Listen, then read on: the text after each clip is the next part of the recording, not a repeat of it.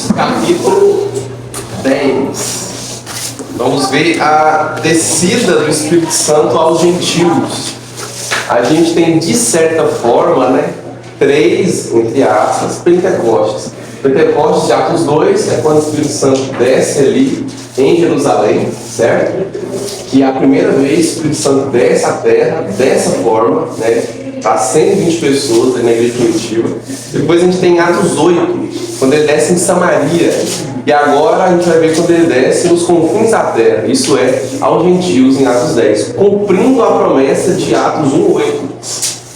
Aliás, o mandamento de Atos 1:8, Jesus ordenou que pregasse o evangelho em Jerusalém e Judéia. Judéia é uma região de Jerusalém, primeira fase, Atos 2. E a gente vê o desenrolar disso. Segunda fase, em Samaria.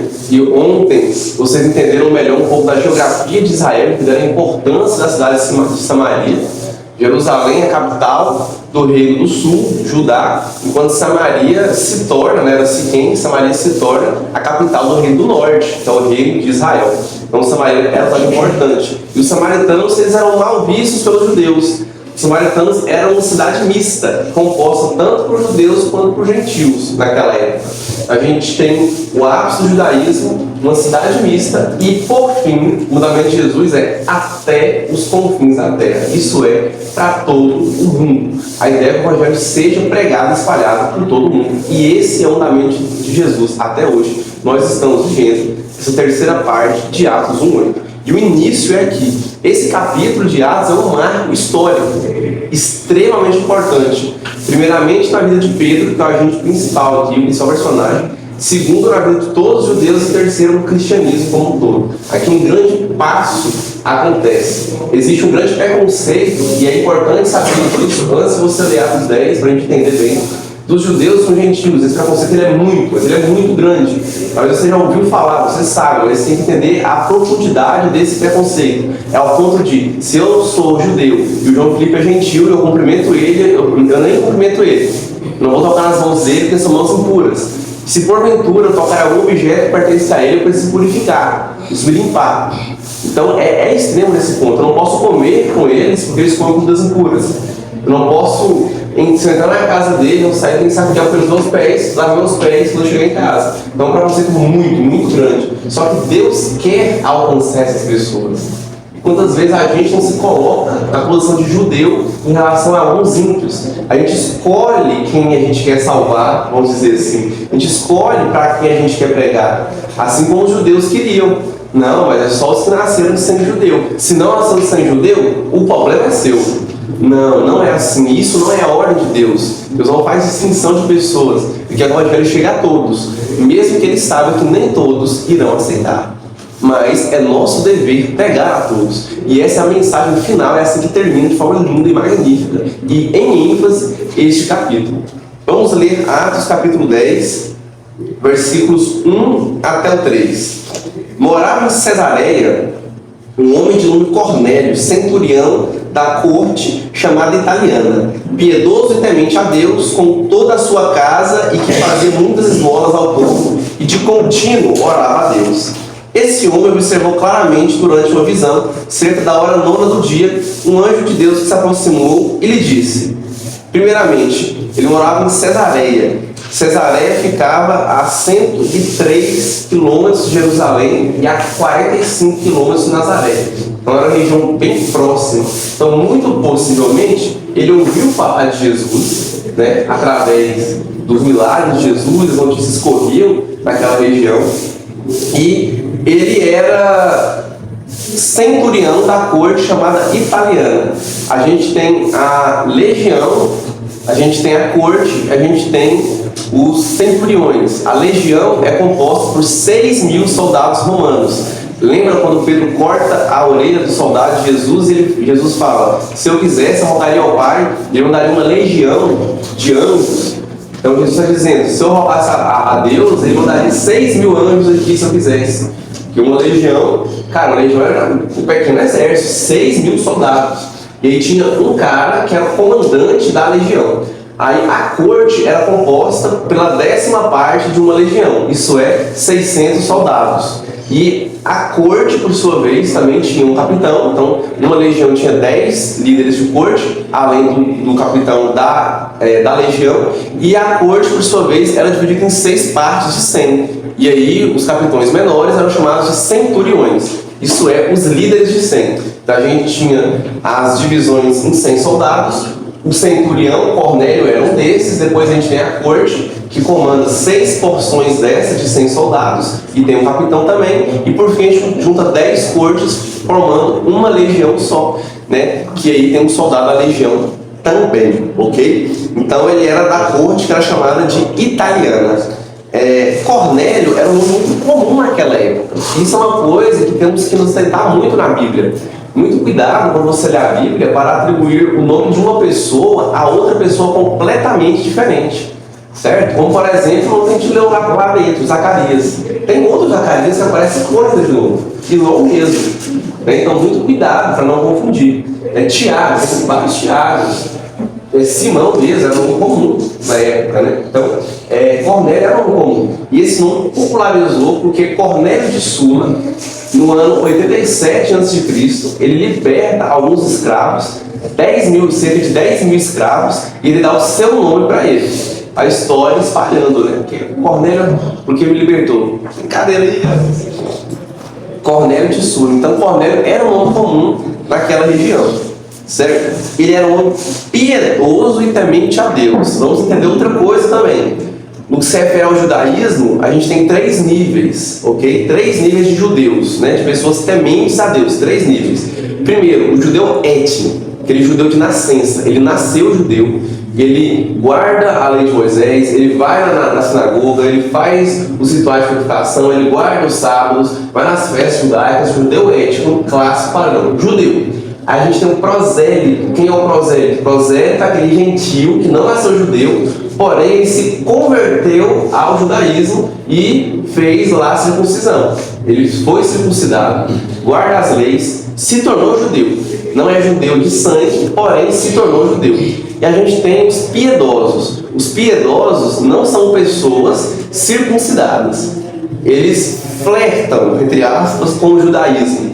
Então, eles entendem que existe um só Deus. Então, Cornélio era monoteísta, certo? Entende que existe apenas um Deus, que é o Deus de Israel, que é o Deus, né, dos judeus, serve o Deus dos judeus, faz ali algumas coisas, algumas cerimônias, mas não segue a dieta, né? Talvez não guarde o sábado direito, né? Frequenta a sinagoga, né? Beleza, vai lá. Porém, ele não é um judeu 100%.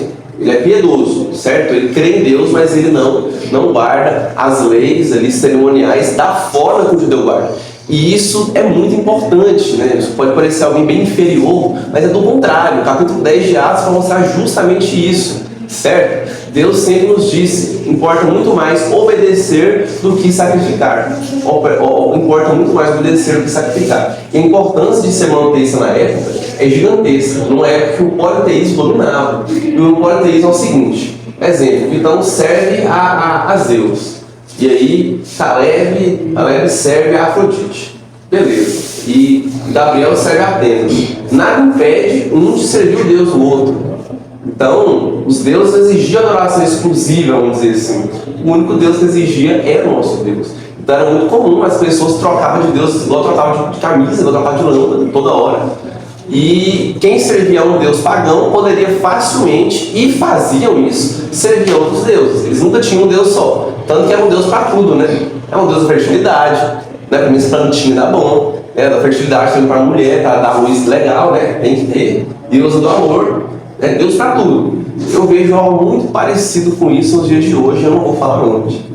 Enfim, ele era temente a Deus e com toda a sua casa, isso é, com a sua família, né, fazia muitas esmolas ao povo. Sabe onde está a sala do carro? Já sabe que era aqui. Tá aqui, Pedro, leve lá. Legal, está entregue. Tá esperando aí, vou ficar aqui. Não é, Juninho? Então ele e toda a sua casa, que é um ponto importantíssimo também para destacar de Cornélio. Cornélio converte sua casa, né? Ele possivelmente foi cabeça, ele ouviu o evangelho, né? Ele entendeu o judaísmo, que há um só Deus, a primeira coisa que ele faz é levar a sua família para lá. Não, pera, vocês têm que entender também. E havia cultos no lar de Cornélio. Ele fazia isso. A gente vê isso aqui.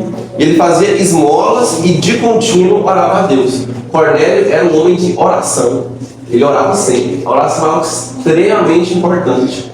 Extremamente importante. Vi uma frase ontem, do Spurgeon do John Stott, acho que de Charles Spurgeon, que fala o seguinte: é melhor 10 horas de oração por dia do que um ano inteiro murmurando.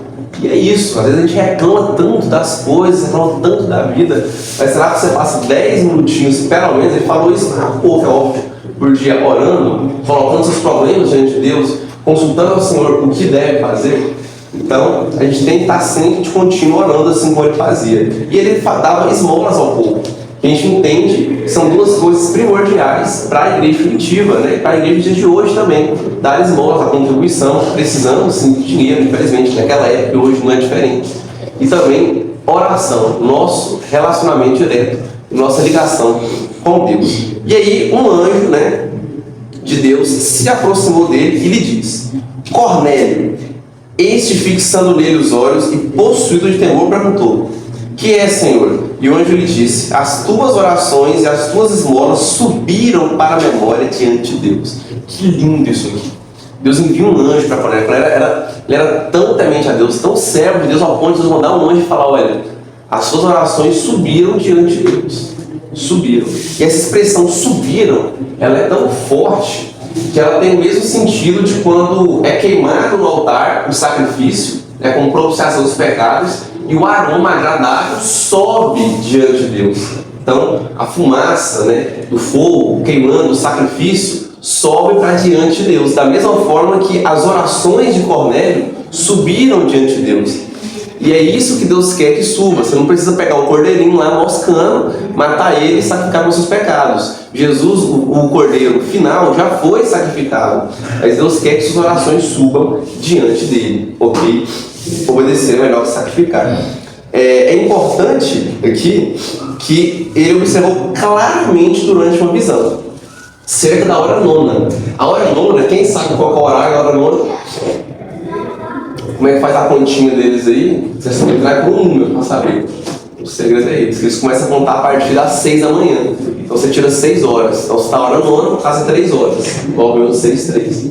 Para 3 horas da tarde. 3 horas da tarde é um horário muito comum de oração. Se você puxar na sua memória aí algum versículo que você leu dos evangelhos, você vai ver que Jesus orava nesse horário. Os judeus, Jesus foi judeu, não vamos esquecer disso, né? Os judeus oravam nessa hora, na hora nona. Então ele estava fazendo a oração. Eram três orações que o judeu fazia durante o dia. Ele tinha horário para orar. E essa era uma delas. Então ele estava fazendo o que ele faz de comum. E o agir de Deus vem assim, em situações comuns, quando você menos espera. E ter um horário específico para orar é muito bom. É muito bom. Porque às vezes na correria do nosso dia a dia, e a gente com a essência do pecado que há em nós, a gente acaba lerdando, a gente deixa para depois. Ou um exemplo, um horário que eu oro sempre antes de dormir, mas eu não recomendo que seja o seu horário, senão o horário específico que eu oro, o fato de Deus é antes de dormir, toda noite eu oro. Pode ser o teu dia que for, quando chegar no final da noite, esse é o meu momento. Eu não recomendo, porque normalmente a gente cansa. A gente às vezes dorme enquanto está orando. Eu já teve dias que estava cansado e falei: Senhor, me perdoe. Mas eu já vi um vídeo muito bom falando: o pai não vai reclamar do filho dormir no colo dele, sim. Mas desde que esse não seja o seu horário específico de orar, que seja um complemento. Eu acho válido você entregar o seu dia para Deus, assim, quando você começa a entregar o dia para Deus também. Acho válido, quando eu faço, já acostumei, minha irmã me ensinou isso. Minha hora nona é a hora da noite também. Aliás, minha hora nona não é à noite, não pode ser à noite, mas nada me impede de estar orando à noite, né? Proclamando diante de Deus. Eu gosto, mesmo estando cansado, mesmo que for, nem que seja deitado. Porém, não pode ser sua hora nona de oração, porque o cansaço bate. Seja sincero consigo mesmo. Me desculpa, meu Deus, beleza, você faz de novo, então calma aí. Então você se conhece a biologia do corpo, a gente tem limites, né? Então tem dias e dias, tem vezes que você vai conseguir orar melhor à noite do que nos outros dias, mas não sempre. E ter uma rotina de oração ajuda você a orar mais. Ajuda você a orar mais.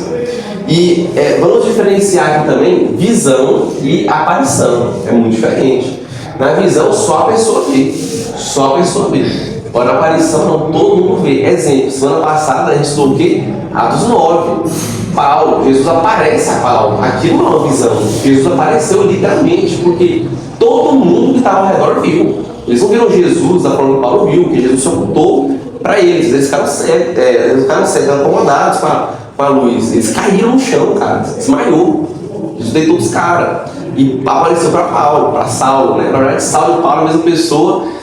O nome dele é trocado após a conversão. É apenas em duas línguas diferentes o nome dele. Então, Saulo, Paulo, só que Lucas, ele faz isso. Lucas gosta de usar Paulo depois da conversão, né? Que é o nome grego dele, porque ele era apóstolo dos gentios. Então, você vai ver a partir de agora, Saulo não vai se chamar de Saulo mais, vai se chamar de Paulo agora, a partir da sua conversão. Quando começar em Atos 12, não 13, em diante, que aí o foco sai de Pedro e vai para Paulo. Então, visão e aparição são coisas completamente diferentes. O que acontece aqui é uma visão, certo? Uma visão é algo que acontece no campo mental da pessoa. Só a pessoa vê, certo? Não é algo que afeta o mundo exterior. Por que o anjo falou? As orações subiram de Deus. Só que, versículo 5: agora envia mensageiros a Jope e manda chamar Simão, que tem por sobrenome Pedro. Ele está hospedado com Simão, curtidor, cuja residência está situada à beira-mar. Então, Simão é um nome tão comum, né, que o nosso querido Pedro, o cortador de orelhas de soldado, estava lá na casa de um outro Simão, de um xará dele. Esse Simão curtidor, mas que isso? O que Pedro? Ele foi lá evangelizar, né? O cara é curtidor, né? O cara gosta de curtir a vida. Não é isso, não. Curtidor é uma profissão, gente. Ele era curtidor de couro, ele curtia couros, tá? Então, curtia couros para poder vender. Só que essa era uma missão mal vista, que fala que a casa dele era à beira-mar. Ela estava da cidade, ficava na beira do mar, ficava isolada. Por quê? Porque os judeus viam com maus olhos, porque ele mexia com animais impuros para poder fazer o couro. Ele tinha que pegar animais impuros, ou seja, o curtidor, por profissão, estava sempre impuro. Né? E Pedro tem dificuldades, inclusive, de chegar lá. A gente vai ver isso daqui a pouco, ok? Então hoje eu falo, você vai falar com um cara chamado Pedro, que está na casa de Simão. Então, de Simão, vai falar com Simão na casa de Simão. Simão é curtidor, está na beira do mar. Então envia mensageiros para lá, para Jope. Jope fica a 48 quilômetros daqui, de Cesareia, certo? 48 quilômetros. E Cesareia, o pastor falou ontem também, em homenagem a César, certo? Em homenagem ao imperador César. Versículo 7. Logo se retirou um anjo que lhe falava. Chamou 2 dos seus domésticos e um soldado piedoso, os que estavam a seu serviço. E aí a gente vê que Cornélio, ele pregava para os seus funcionários também. Ele tinha 100 soldados ali. Dos 100 ele chamou um que também era piedoso, isso é, também acreditava em Deus como ele, também orava como ele, né? Também tinha, né, libertado, entre aspas, né, com o judaísmo, mesmo sem ser judeu, mas servia o Deus dos judeus, então o nosso Deus. Ele servia a Deus. Então, se você está numa posição de autoridade, seja em qualquer emprego, se você é empresário, algo do tipo, não deixe de falar de Jesus Cristo para os seus funcionários. Se você é um professor, seja um professor disfarçado, seja um cristão disfarçado de professor. Se você é médica, seja uma cristã disfarçada de médica. Se você é um advogado, um cristão disfarçado de advogado. Em qualquer profissão, em qualquer ramo, onde quer que você esteja, seja você um canal de bênção e um meio de transmissão do Evangelho. Precisamos de cristãos em todas as profissões, entendendo que existem algumas profissões que é de fato mais difícil servir a Deus do que outras. Eu não vou entrar nisso, que não é o foco da lição. Porém, precisamos de cristãos nela também. Mas se você está em uma dessas, cuidado, triplicado. Porque é mais difícil servir a Deus sim em umas profissões do que outras. Vocês sabem muito bem, ninguém que é bobo, que é classe adolescente, classe de jovem, que sabe bem do que eu estou falando. Continuando, versículo 8. E havendo-lhes contado tudo, enviou-os a Jope. E aí, Pedro também tem uma visão. Deus trata com Pedro também. A gente viu o agir de Deus. Lembrando que já era plano e propósito de Deus incluir os gentios. E isso a gente viu isso há muito tempo, certo? A gente vê isso na história de Esther. A gente vê isso com Raabe entrando na genealogia de Cristo. Deus sempre quis tratar com os gentios, incluí-los no plano de salvação. Na própria promessa abraâmica, né, que o pastor já lembrou ontem, no culto de jovens, que Deus fala que em ti serão benditas todas as nações, não em ti serão benditos só os seus descendentes. Não é isso. Então, na verdade, isso aqui não é contra a tradição. Nossa, agora são revolucionários, esses seguidores de Cristo, eles são revolucionários, eles querem mudar toda a lei, eles querem mudar tudo. Não, eles só estão voltando aquilo que é o que Deus realmente quer. A gente vê que Deus conduz a história. Ele, Cornélio, suas orações surgem de mim, então vai ser na sua casa e derramar o Espírito Santo. Envia mensageiros para Pedro, Pedro vai chegar aí. Era necessário que tivesse um apóstolo. Por quê? Já vamos chegar lá. Versículo 9. No dia seguinte, indo eles de caminho, estando já perto da cidade, subiu Pedro ao eirado por volta da hora sexta, que era no caso, que hora então? Se hora nona. Se hora nona era 3 da tarde, hora sexta, meio-dia, isso aí. Na hora sexta, a fim de orar. Estando com fome, quis comer, mas enquanto ele preparava a comida, sobreveio um êxtase. Então viu o céu aberto e descendo um objeto como se fosse um grande lençol, o qual era baixado à terra pelas 4 pontas, contendo toda a sorte de quadrúpedes, répteis da terra e aves do céu, e ouviu-se uma voz que dirigia a ele: levanta-te, Pedro, mata e come. Mas Pedro replicou: de modo nenhum, Senhor, porque jamais comi alguma coisa comum e imunda. Segunda vez a voz lhe falou: ao que Deus purificou, não consideres comum. Sucedeu isso por 3 vezes, e logo aquele objeto foi recolhido ao céu. Então, Pedro estava ali também, como um bom judeu, né? A sua outra oração diária, às 12 horas, meio-dia, e estava com fome. Pô, 12 horas uma troca, né? Menos a gente, daqui a pouco, 12 horas estamos metendo um olho na quadra. Então a gente vai comer só 1h30, mas beleza. Então a gente está lá, e Pedro aqui orando, e ele dá fome, só que enquanto preparava a comida, veio um êxtase. E aí aqui algumas pessoas é onde você vê que o problema não é o pregador mirim, você vê que o problema é o ser humano. O ser humano sempre vai tentar deturpar a Bíblia de alguma forma. E a Bíblia, como o pastor fala, ela é o pai da verdade e a mãe das heresias. As pessoas tiram heresia daqui. Toda heresia tem um ponto de verdade. Aí, não, peraí, está em êxtase. Pedro usou algum alucinógeno para ter essa visão. Ou Pedro, por estar com muita fome, né, a psicologia explica isso. Se você tiver com muita fome, ou você dormir com fome, algo do tipo, você pode ter a chance de sonhar. A fome era tão grande que ele delirou e sonhou com comida. A fome era tão grande que ele sonhou com comida impura, que ele jamais comeria. É óbvio que isso não faz nenhum sentido. É Deus que dá essa visão para Pedro. E a prova que a gente tem isso é que isso acontece por 3 vezes, né? Não somente a fé, claro, nós acreditamos que foi Deus, não vai acreditar nas baboseiras que a pessoa lê a Bíblia sozinha aqui vai sair falando, não vai acreditar nisso, né? Não vamos acreditar, mas aconteceu 3 vezes. Então, além da fé, temos uma evidência de que foi Deus. Porque por mais louco que seja, ou por alucinógenos, ou sei lá, por questões psicológicas, algum sonho ou algum êxtase, no sentido do português da palavra, possa causar, não vai repetir 3 vezes da mesma forma. Não vai. Quem aí já dormiu e depois, em outro dia aleatório, dormiu de novo e meio que continuou no sonho? E já aconteceu uma vez só, mas é muito raro acontecer isso. Muito raro, nunca acontece. 3 vezes. E outra, o mesmo sonho, do mesmo jeito, não, isso não acontece. Por acaso, foi Deus. Foi Deus. Então não foi esse que estava com fome, nada psicológico, nada do tipo. Foi Deus que fez isso. Como que era a visão? O céu estava aberto e descia do céu, né, um grande lençol. E nesse grande lençol, a terra pelas 4 pontas. A palavra pontas é um termo médico, que se refere às bandagens que eram usadas para tampar os ferimentos. E a gente vê mais um rastro no cano na escrita de Atos, né? Lucas era médico e ele usa termos médicos, palavras do seu vocabulário, para descrever como era o lençol. Alguns atribuem, e é muito aceito isso, né, na academia, que as 4 pontas simbolizam os 4 cantos da terra. Faz sentido realmente, eu não vou confirmar 100% que é isso, porém eu penso assim também. Eu estou com a maioria dos teólogos nisso aí, que faz muito sentido ser os 4 cantos da terra, né? O porquê vocês vão entender agora. E lá descia quadrúpedes, répteis da terra e aves do céu. A divisão é a separação de animais que Deus faz lá em Gênesis. Então Deus separa os animais dessa forma. Então esses animais descem. E aí ele escuta uma voz e fala: Pedro, tá com fome, meu filho? Ó, tá vendo um carrinho? Mata e come, é dentro, ó, comemos. Não tem frescura. Senhor, eu não posso comer esses animais, porque eu jamais comi coisa imunda e comum. A sua Bíblia tem que estar escrito para comum também.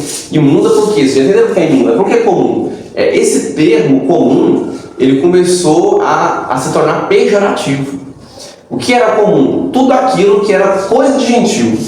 Tudo aquilo que não era nosso, né? Porque nós somos a elite, nós somos exclusivistas, né? Ou como diz a Bela, nós somos os mais judeus, somos os mais. O resto é resto. Essas coisas comuns aí, não, a gente não pratica, não participa disso. Então, eu jamais comi coisa comum, Senhor. Eu não posso comer. Só que pela segunda vez a voz disse: o que Deus purificou, não considere comum. Deus purificou, isso não é coisa de gentil, é coisa minha. Eu estou dando esse alimento. Mata e come, pode comer. E não somente essa passagem, mas várias outras passagens, inclusive essa e principalmente a que Jesus considera puro todos os alimentos, são as principais passagens acerca de dietas, certo? Como meios de te aproximar de Deus. E aqui eu quero abrir um destaque para os nossos amigos adventistas. Os adventistas não comem carne de porco até os dias de hoje, algo que o judeu também faz, certo? Está errado? Não, beleza, eles querem fazer isso. Paulo diz lá em 1 Coríntios que quem faz isso para o Senhor o faz. Agora, a partir do momento que você vê um adventista lhe acusar, lhe chamar de imundo ou comum, por estar comendo um baconzinho, que delícia de bacon, você lembre-se dessa passagem bíblica. Pedro, sabe que Pedro tinha muito mais preconceito com os gentios do que esse adventista tem com você em comer sua carninha de porco. Pedro tinha muito mais motivos. Pedro era judeu ferrinho, judeu roxo, judeu pelo sangue dele mesmo, assim, daqueles bravos. Então, ele tinha muito preconceito. E o judeu, por natureza, tem mais motivos para ter preconceito, certo? Então, eles não têm o direito de falar que a gente está errado, porque Jesus considera puro todos os alimentos. E aqui, Deus claramente fala: Pedro, pode comer isso, né? Isso é considerado puro. Isso marca também o fim dessas leis cerimoniais. Não é necessário mais guardar essas leis. Porém, Pedro tem muita dificuldade em pregar o evangelho para os gentios. A gente vê isso. Tanto que Paulo, depois, né, Paulo acabou de ser convertido aqui na cronologia de Atos. Mas alguns anos para frente, Paulo repreende Pedro. Porque Pedro estava fazendo a acepção dos gentios e ele estava com medo, isso Pedro sendo apóstolo, com medo do que os judeus, né, os líderes religiosos judeus ali, os fariseus, né, os mais de cargo político elevado, iam pensar acerca dele, se vesse ele comendo com gentios. Então, quando estava longe dos judeus, a postura de Pedro com os gentios era uma, mas quando a liderança judaica estava perto dele, a postura era outra. Então, eu estou conversando com vocês aqui, chegou aqui de férias, não posso não, agora quando ela se disfarça, finge que eu não te conheço, nunca nem vi. De longe, não vou nem pegar na sua mão, está impuro. Então, ele tinha isso. Paulo tem que chamar a atenção dele. Esse é o Papa, então? Esse é o primeiro Papa? Esse é o primeiro Papa? Claro que não, de modo nenhum. A gente vai ver que não é. Daqui a pouquinho vai chegar a parte quando Pedro encontra com Cornélio. Versículo 17. Enquanto Pedro estava perplexo sobre qual seria o significado da visão, eis que os homens enviados por parte de Cornélio, tendo perguntado pela casa de Simão, pararam junto à porta e, chamando, indagavam se estavam ali hospedados Simão por sobrenome Pedro. Enquanto meditava, e aliás, só de Pedro estar lá dentro já é um avanço, viu? Porque um judeu, só dele adentrar e estar hospedado na casa de um gentil curtidor, isso aqui mexe com essa porrada de animais imundos. Muito provavelmente Pedro tinha um preconceito com isso e ficou pensando acerca disso. Pensando, pô, a posição do cara é imunda, né, cara? Tem que converter e tem que parar de agir com esses animais imundos aqui. Deus fala: não tem nada de imundo ser não, rapaz, pode comer, inclusive. Não é só matar o corinho e vender, não, porque eles têm o sustentinho dele, não, ele pode comer isso, inclusive. Enquanto meditava Pedro acerca da visão, disse-lhe o Espírito: estão aí 2 homens que te procuram, levanta-te, pois, desce e vai com eles, nada duvidando, porque eu os enviei. Então, Pedro, essa palavra meditar, ela tem o sentido de literalmente levar em consideração.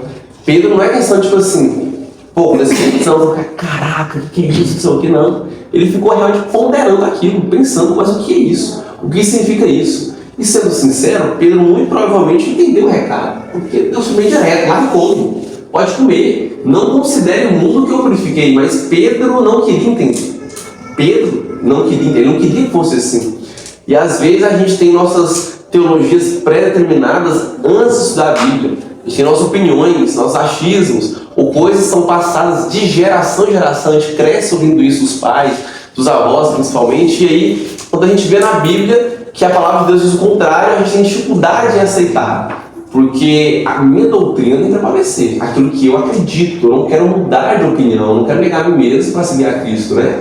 As minhas crenças, meus achismos, e eu preciso fundamentar a minha teologia, né? Aquilo que eu acredito aqui. Mas para mim foi contra. Então deixa eu tentar dar um malabarismo. Peraí, na verdade, Deus aqui, quando ele disse que não considera impuro, com certeza está se referindo apenas ao trabalho de Simão, né? Ele não quer dizer literalmente mata e come. O mata e come não é nesse sentido. Então, entende? A gente quer distorcer, às vezes, a palavra de Deus para encaixar nas nossas teologias. Isso é muito errado.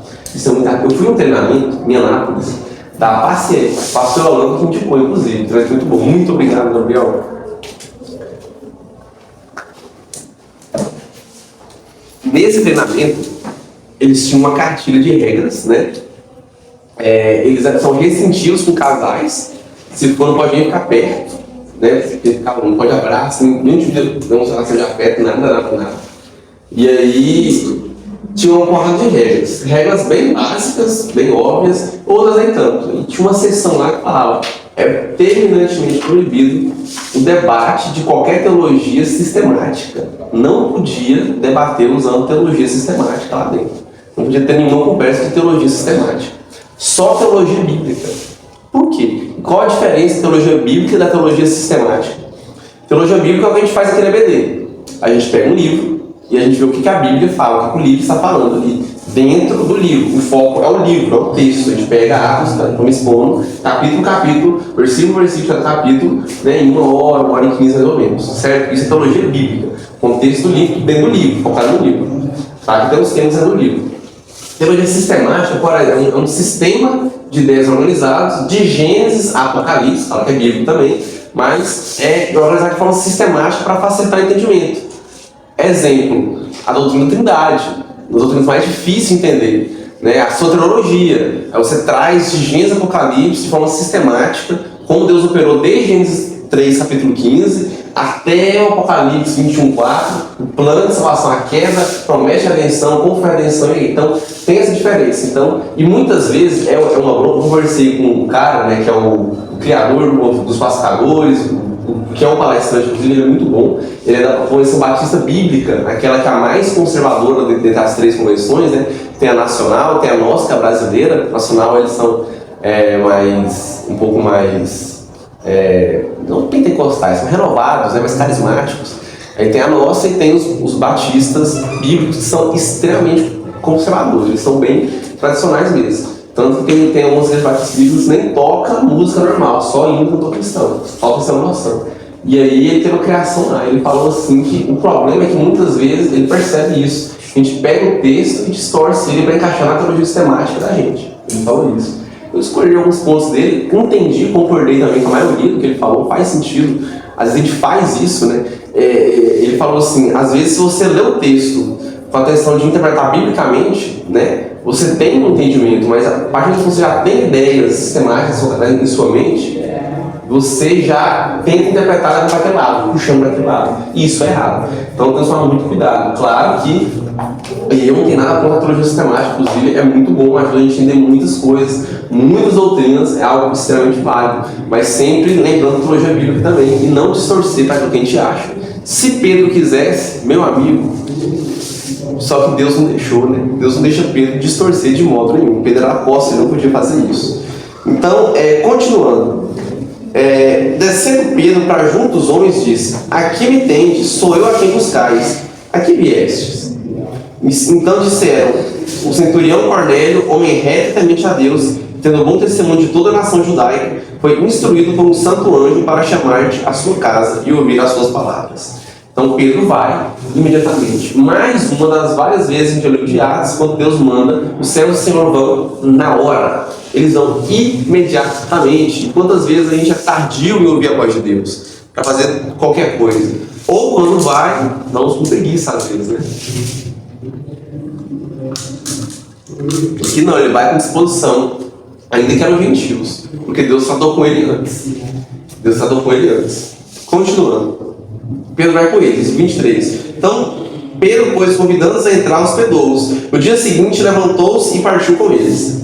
Também alguns irmãos, dos que habitavam em Jope, foram em sua companhia. Esses irmãos acreditam que eram aproximadamente 6. Eles ficaram assim, que isso? Eu quero ver de perto esse negócio, curioso, né? Vamos ver o que vai acontecer. Eles saíram para casa de um gentil, né? Por mais que era um gentil que, como o seu soldado, né? E os seus 2 servos falaram, o gentil, que ele era respeitado na comunidade judaica pelas suas atitudes, pelo seu comportamento, pela sua conduta. Era um judeu piedoso, não era prosélito, muito menos judeu, mas era um judeu piedoso, mas ainda era gentil. Vamos ver o que vai dar isso aqui. Vamos fazer a leitura alternada até o versículo... Não, peraí. Até o versículo 29, beleza? Alguém pode começar aí do 24. No dia imediato, entrou em Cesareia. Cornélio estava esperando por ele, tendo reunido seus parentes e amigos íntimos. E aconteceu que, entrando Pedro, saiu Cornélio recebendo ele, prostrando os seus pés no dormir.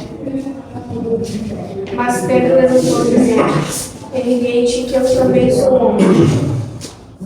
Falando com ele, entrou encontrando muitos reunidos ali. A quem se dirigiu dizendo: vós bem sabeis que é proibido ao judeu ajuntar-se ou mesmo aproximar-se a alguém de outra raça, mas Deus me demonstrou que a nenhum homem considerasse comum ou imundo. Por isso, quando fui procurado, vim ser qualquer objeção. Posso perguntar por que vocês me mandaram buscar? Ok. Então vamos lá, vamos com calma. No dia imediato, ele entrou em Cesareia. Cornélio estava esperando por eles. Em média, uma viagem de um dia, né? Cornélio daqui a pouco vai falar assim, há 4 dias. E aí, algumas pessoas falam que há uma contradição entre o dia que Cornélio fala que teve a visão e o dia que ele realmente teve a visão. Porém, não há nenhuma contradição no texto aqui, tá? Eram 48 quilômetros de distância de Cesareia a Jope. E, em média, uma viagem de um dia caminhando a pé era 36 quilômetros. Então, para daqui no Iguaçu, você não conseguia um dia só, em média, né? Claro que você puxasse, a pessoa andava ali 36 quilômetros, ia parar e hospedar em algum local, onde vem a importância de hospedar. A gente viu isso na Bíblia, os livros de Juízes, né? Que até isso tinha se perdido em Israel, quando o cara só hospeda lá, não é para a concubina dele, enfim, do levita. E depois eles andaram 36 quilômetros num dia e muito provavelmente andaram 12 no outro. E chegaram ali na casa de Pedro no meio-dia, que bate com o relato bíblico, né? Meio-dia ou na hora que eles chegam lá, porque ele está orando? Pois é, porque eles saíram um dia, no mesmo dia eles já saíram. E era 3 da tarde, saíram andando. Só que aí, é no dia seguinte que Pedro tem a visão. Ele tem a visão que, olha, meio-dia. Ele saiu 3 da tarde, num dia, chegou meio-dia do outro dia. Bateu perfeitamente. E fala que de imediato Pedro foi. Então, passou 2 dias, andou um dia, deu meio-dia do outro dia, dá os 4 dias certinho, que Cornélio vai falar daqui a pouco, ok? Pedro, quando ele entra, Cornélio se prostra, né, e adora. Cornélio, vamos acompanhar comigo o versículo 25. Depois que fala, o meu versículo fala só o final. Se alguém tiver uma versão diferente, pode ler. Prostrando-se aos pés, ou adorou. Alguém fala diferente esse final? Mesma coisa? NVI, mesma coisa também? Certo, também está igual? Beleza. Na verdade, no original grego, não tem essa conjunção ou. Não tem. Não existe isso aqui, esse ou. Então, no original grego é prostrando-se, adorou. Aí, alguns tentam atribuir isso ao fato de Cornélio ter adorado a Deus pela presença de Pedro. O que... isso não é malabarismo, não. Isso é o círculo inteiro teológico, pelo amor de Deus. Então, claro que não. Então, essa conjunção é subentendida, né? Que ele adorou Pedro, ele colocou para se referir a Pedro, não adorou Pedro. Por quê? Porque Pedro era o homem de Deus. E na época tinha-se esse costume, né? Os pagãos tinham esse costume. Por mais que os soldados romanos não tinham esse costume. Era comum nos pagãos ao redor. Mas ele, por ser romano, esse soldado romano, eles não tinham esse costume de se curvar para ninguém. Porque isso era considerado idolatria. Porque eles só podiam se curvar perante César. César era o Deus deles. É tanto que Jesus é acusado de ser uma ameaça a César, né? Porque o rei dos judeus, ele pode ser uma ameaça a César, não pode, de jeito nenhum. Mas aqui não há dúvida se Cornélio de fato o adorou. E aí Pedro, com suas próprias palavras, fala: eu não sou o Papa não, rapaz. Não precisa ajoelhar perante mim não. Eu sou um homem que nem você. Vai ter uma mãe de falar comedor de feijão. E é muito bom, comedor de feijão que nem eu. Sou comedor de feijão que nem você. Somos todos seres humanos. Então não se ajoelhe perante mim, se ajoelhe perante Deus. Não me adore. Enquanto isso, a gente vê muitos líderes religiosos hoje em dia que querem adoração. Que principalmente quer que faz o Pix, né? Quer um Pix, adoração ainda. Quer que ajoelha lá. E quer pôr água na boca e jogar na sua boca de volta. Então tá cheio de gente assim. Mas não certo. Pedro era apóstolo, cara. Ele era o líder dos apóstolos. Ele era o mais velho dentre os apóstolos. Aquele que Jesus escolheu para liderar eles, os 12, os outros 11. Pedro era o cabeça. E Pedro, com a autoridade apostólica, ele tinha autoridade para lançar os fundamentos básicos da igreja. Como escrever a escritura sagrada. Temos o livro de Pedro aqui escrito, certo? A gente tem 2 epístolas de Pedro. Então Pedro tinha autoridade. E ele não, você não pode virar perante mim. Quando os homens de Deus tentam ajoelhar e adorar anjos, os anjos falam a mesma coisa. Não me adorem. Adore somente a Deus. Voltando a gente pagar pau para anjo. Nossa, o anjo do céu. Você quer sentir a presença de Deus? Seja um piedoso como Cornélio, cara. Dê esmolas. Ore.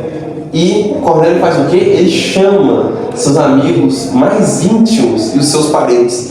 Porque essas são as primeiras pessoas, os primeiros alvos, após o convertido entender. Se você converter de fato, entender a mensagem do Evangelho, a primeira coisa que ele vai querer fazer é justamente pregar o Evangelho para as pessoas mais próximas a ele. Ele quer ver o pai, quer ver a mãe salvo, quer ver os irmãos, quer ver os tios, os primos, aquele amigo que é parceiro, né? É parceiro de fute, é parceiro de outras coisas, tem que ser parceiro no céu também. Então venha, eu quero que você escute. Deus enviou um homem dele, o servo dele vai vir aqui. Vamos ouvir a pregação, vamos ouvir o que ele tem a dizer. E aí vamos ver o que ele fala então, o que ele responde. O que Cornélio responde, versículo 30. Faz hoje 4 dias, por volta dessa hora, né, então chega às 3 da tarde, eu recebo na minha casa, a hora 9 de oração, eis que prestou diante de mim um varão de vestes resplandecentes. Espera aí, não foi um anjo, agora foi um varão. Gente, sempre a Bíblia fala que é um varão de vestes resplandecentes, isso é, brilhando luz, é um anjo, ok? Versículo 31. E disse Cornélio: a tua oração foi ouvida e as tuas esmolas lembraram da presença de Deus. Manda, pois, alguém a Jope chamar Simão, sobrenome Pedro. Acha-se este hospedado em casa de Simão Curtidor, à beira-mar. Portanto, sem demora, mandei chamar-te e fizeste bem em vir. Agora, pois, estamos todos aqui na presença de Deus, pronto para ouvir tudo que te foi ordenado da parte do Senhor. Então falou Pedro dizendo: reconheço por verdade que Deus não faz acepção de pessoas. Pedro entendeu a visão. Deus falou de forma clara e ele entendeu. Olha o que ele fala no versículo 28. Deus, vocês sabem que é proibido, e sabiam que eles iam nas sinagogas, eles gostavam do judaísmo, parece que eles eram judeus 100%, né? Eles eram apenas piedosos. Eles conheciam, eles sabiam que era proibido o judeu estar ali. Eles sabiam. Então Pedro fala no 28, sabe que é proibido, né? Está perto de vocês. Porém, Deus mostrou que não existe nenhum homem comum, nenhum homem imundo, isso é. Eu não posso, aí ele fala aqui de novo agora, né? Versículo 34, não posso fazer acepção de pessoas. Pare de escolher para quem você quer pregar o Evangelho. É para todo mundo. Eu ouvi uma frase muito boa, essa tenho certeza foi do Charles Spurgeon, que é o seguinte: quando alguém falar mal de você, não fique contrariado. Você é pior do que eles pensam. Eu parei, sempre fiquei ponderando nessa frase. Pô, cara, é verdade. Não importa o quão mal falam de mim, qualquer motivo, eu sou pior do que eles pensam, sim. Pior do que eles sabem. Muito pior, inclusive, muito pior mesmo. Então a gente às vezes fica contrariado, né? Calúnia ruim também, falácias erradas. Mas somos piores do que isso. Pode ter certeza que somos. Então Deus não faz acepção de pessoas. Não podemos fazer também, porque a gente é ruim tanto quanto eles. A diferença é que a gente encontrou comida. Temos que falar para os outros mendigos onde encontrar comida também. Essa é a diferença. A diferença é que nós a conhecemos, somos pecadores. Isso faz a gente melhor que eles, por conta própria. Sim, que a graça de Cristo alcançou. Temos que fazer com que eles alcancem também. Temos que levar a mensagem do Evangelho. Então não faça acepção de pessoas. E não somente em relação à salvação. Quantas vezes a gente faz acepção de pessoas na vida, vivendo em sociedade mesmo. A pessoa tem um poder, a pessoa tem dinheiro, a pessoa tem um status elevado. A pessoa tem mais a me oferecer. Eu trato então Jéssica diferente de Vitão, porque Jéssica tem mais a ganhar com Jéssica do que com Vitão. Caleb é senador, já tá no IBM. Vem em casa, Caleb, põe um pão de queijo com café, leite, suco, refrigerante, o que você quiser. Mas Bueno não é nada. Bueno é um trabalhador simples e que eu não tenho nenhum tipo de ganho com ele. Eu vou te dar uma boa água e se estiver fria é muito. Não é assim. Escolher quem sentar. O segredo é tratar Caleb como trata Daniel, né? Pegando esse exemplo. É tratar as pessoas de forma igual. De forma igual. E é tão ruim, inclusive, a pessoa puxar seu saco, é tão ruim, cara. Essas pessoas que já têm um poder financeiro, status elevado, algumas eu já conversei com algumas assim, acerca disso. Falo, cara, você sabe que a pessoa tá ali puxando o saco, cara. É horrível isso. A pessoa não tem, ela não sabe quem de fato gosta dela. Ela vive com isso. É igual, por exemplo, a gente tem um horário, aí alguém tem uma bola, né? E a gente não tá querendo subir um par de bola, aí a gente chama o cara só porque ele tem a bola. Se ele tiver essa bola, às vezes o cara é ruim de bola, ninguém nem quer chamar ele por horário. Mas chama ele só porque é o dono da bola. Ele tem a bola, ele tem que ir, vamos chamar ele para ir. Mas se não tivesse a bola, ele não iria. E às vezes as pessoas se sentem como os donos da bola. Só tô indo porque eu tenho a bola, se eu não tivesse, eles não chamariam. E isso é muito ruim. Muito ruim mesmo. Isso não, e a gente não pode ser assim. Então a gente tem que parar de olhar. E isso é algo extremamente comum, cara. Eu fico impressionado com isso. As pessoas reparam o sapato que você usa, reparam as roupas que você usa, reparam o carro que você tem, sabe de qual carro de todo mundo da cidade. E assim, eu tô falando de você saber isso, beleza, você sabe, falando tem um carro tal, né? Você olha e fala, não, bonito, seu bloco, seu chinelo é legal, seu tênis ali da Nike, beleza, massa. Mas agora, olha, caraca, ó, aquele lá tem um tênis, aquele tênis é uns R$800. Aquele ali, pô, ele foi baratinho, na Shopee, sabe? 50 conto. Aquele cara ali, entende? Eu falo para trabalhar em escola particular, eu vejo muito isso, cara. Os meus aluninhos, criancinha, fez isso com os pais, quem é que eles fez com os pais? Moço, eu não posso trocar de tênis porque ele separa. O professor de tênis é novo, né? Na hora. Não, mas esse é quanto? É original? A preocupação deles não era nem só o fato de, não, tá, beleza, trocou de tênis, cara, onde ele esse tênis é novo? Normal. Mas não do jeito que eles perguntam. Entende? Mas peraí, esse tênis foi quanto? Esses é R$1.000, a professor pode falar. Não, professor, você acha R$1.000? E aí, cara, então assim, isso não importa. Não importa. Se eu tô descalço, com tênis de R$1.000 ou com tênis de R$50 da Shopee, não importa. Inclusive eu não compro da Shopee, não. Deve ser bom comprar lá, deve ser barato. Na Amazon sim, a Amazon é dentro toda hora. Propaganda tá de graça aqui, olha que coisa. Mas enfim, não olhe para o dinheiro das pessoas. Não olhe para as roupas das pessoas. Não olhe para o status. Não olhe para a pessoa te oferecer. Não olhe para o cargo dela. Olhe para o pecador, que você também é. Você também é. Não reclame das pessoas que falam mal de você. Você é muito pior do que elas pensam. Ok? Então não faça acepção de pessoas. Já pensou se Jesus fizesse acepção de pessoas?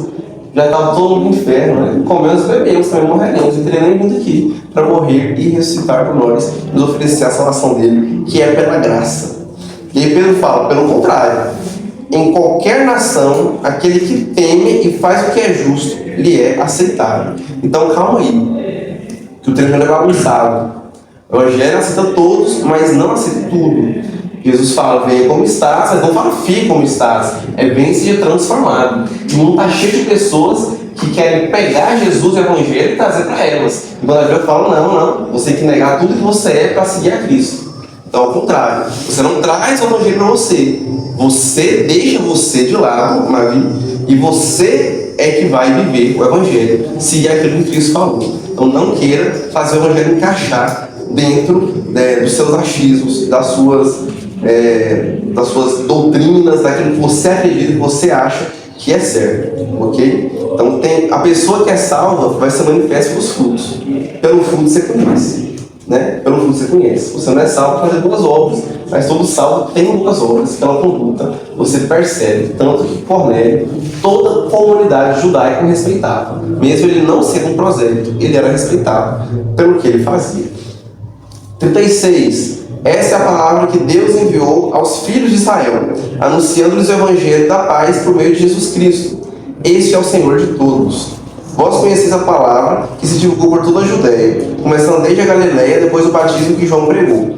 como Deus ungiu Jesus de Nazaré, com o Espírito Santo e com poder, a qual andou por toda parte, fazendo bem e curando todos os oprimidos do diabo, porque Deus era com ele. E nós somos testemunhas de tudo que ele fez na terra dos judeus e em Jerusalém, ao qual também tiraram a vida, pendurando no madeiro.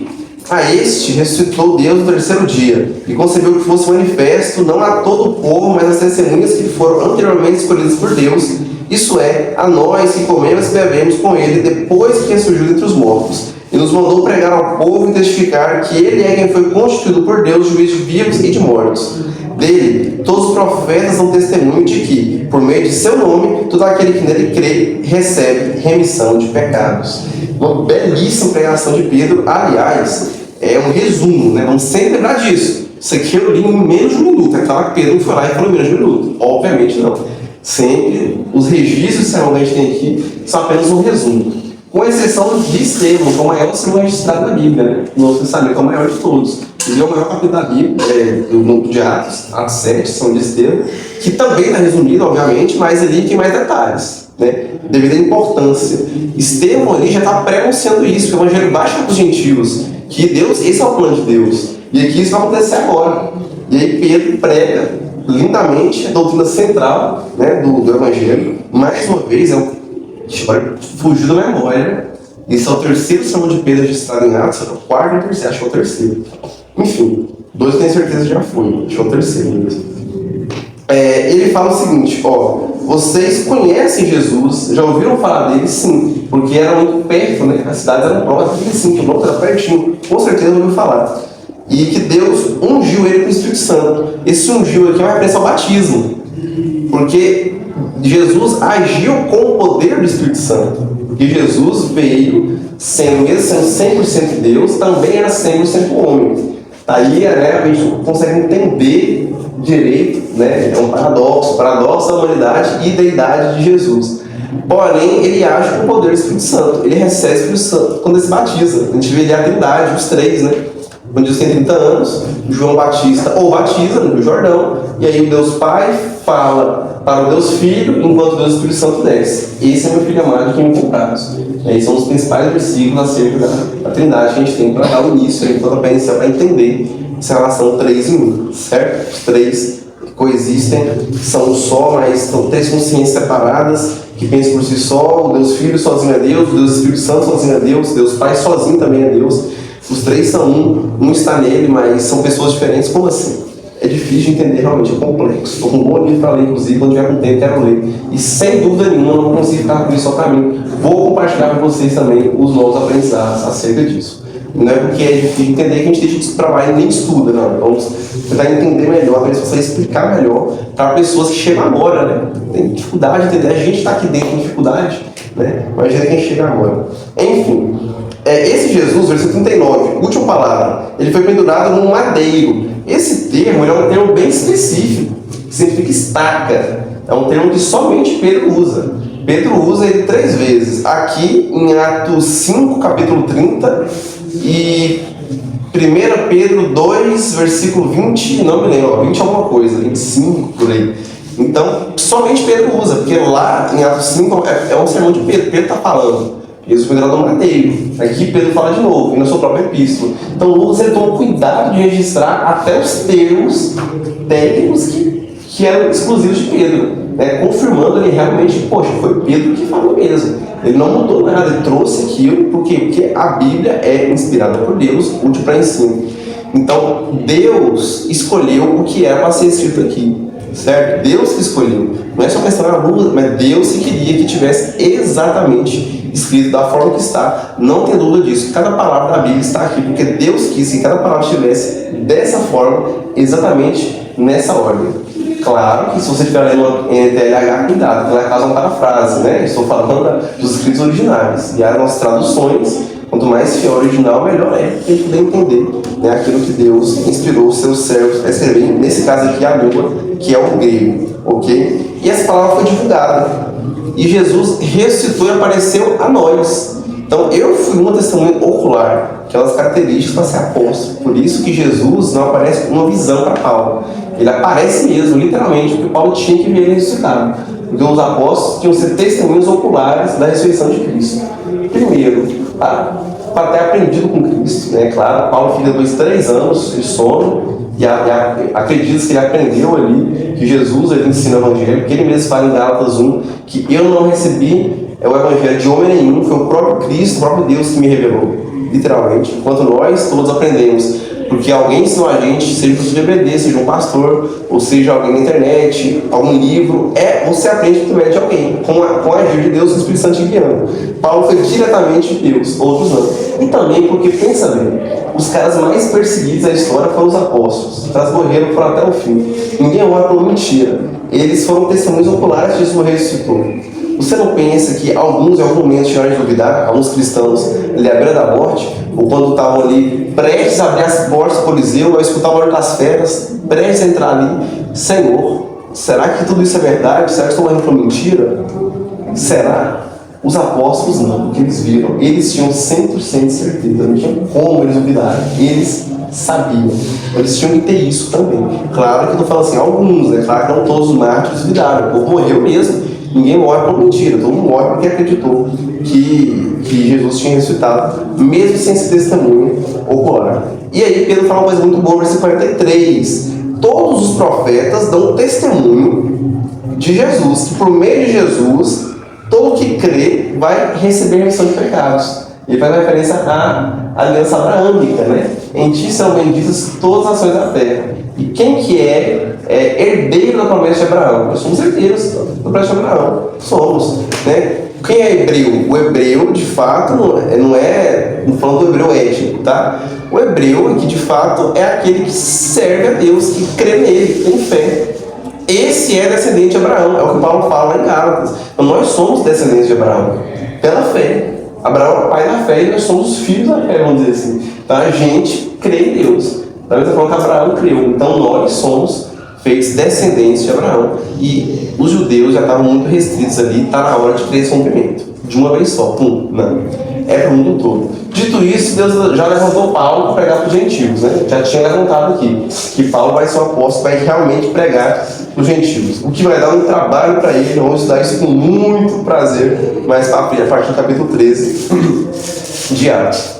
Continuando. Uma coisa eu posso falar, tem que falar isso ou não?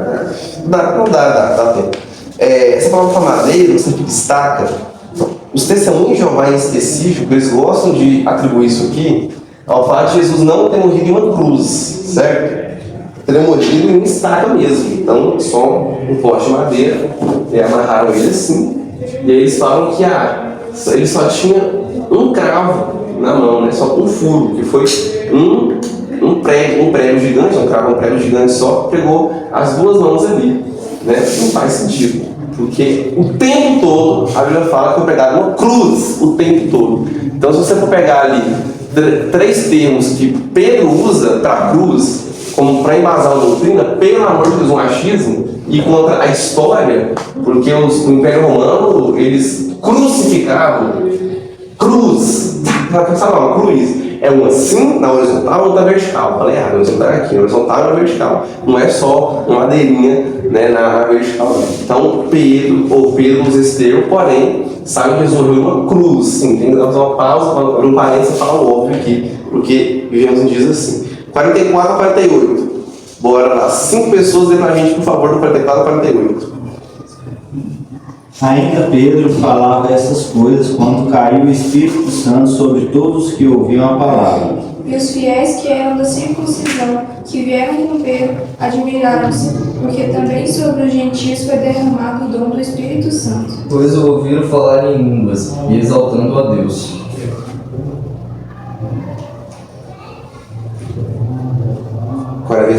Então perguntou Pedro: porventura pode alguém recusar a água para que não sejam batizados estes que, assim como nós, receberam o Espírito Santo?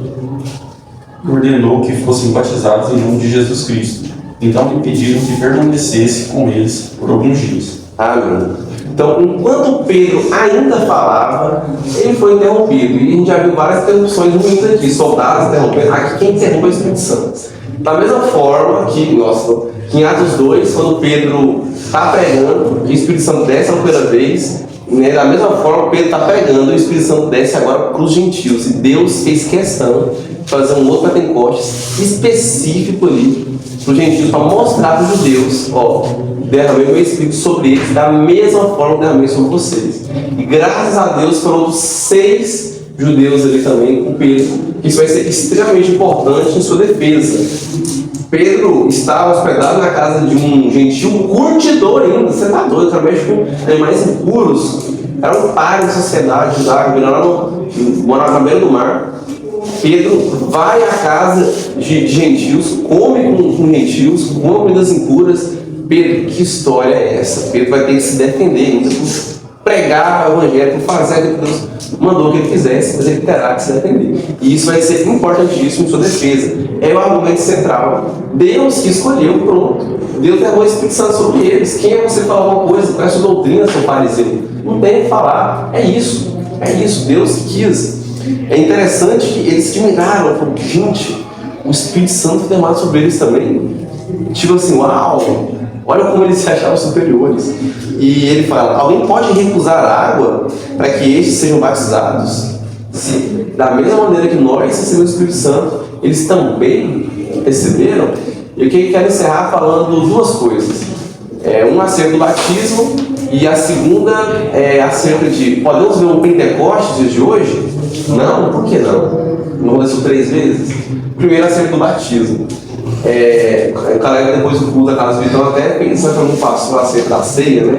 Para tomar ceia, tem que ser batizado. Batismo, a gente não pode negar água, tá vendo na Bíblia? Não negue água de batismo para alguém. Calma aí, meu parceiro. O Espírito Santo desceu sobre eles ali de forma única, que não vai acontecer de novo, já vou explicar o porquê. E isso é uma prova de que realmente eles eram tementes a Deus. Então foram batizados. Na verdade, esse versículo é para a gente segurar uma segurada e falar: calma aí. Eu vejo hoje muitas pessoas sendo batizadas por fora, sem antes terem sido batizadas por dentro. Infelizmente. Vejo sim. Isso acontece bastante. Não vou fazer crítica a pastores nem nada. Cada um, a consciência dele perante Deus, ele sabe. Mas eu já vi pastores, dos quais o pastor Douglas teve uma vez que ele não batizou uma renda de pessoa aqui, né? Porque eu era criança. Que era tipo a Bela, um tempo atrás, era criança. E aí o pastor Douglas não quis batizar alguns jovens. Não quis. Ele falou: não vou batizar você não. Você não vai parar não. Isso na salinha de batismo, né? Na salinha de preparação. Pelo amor de Deus, eu chamo isso de discipulado não, salinha de batismo. Nossa. Então, naquela salinha de preparação lá, ele falou: você não está preparado. E gente, pelo amor de Deus, eu vou falar assim, quando eu batizei, foram 11. Você batizou comigo? Foram 11, né? Foram 13, foram 11. Foi 11 pessoas. Não, o Rangel foi com a gente, não. Foi junto? Nem lembro. O moço era humildinho, cara, demais. Não, moço, tem uma foto disso do Rangel assim, ó. O Rangel usou nós, é possível.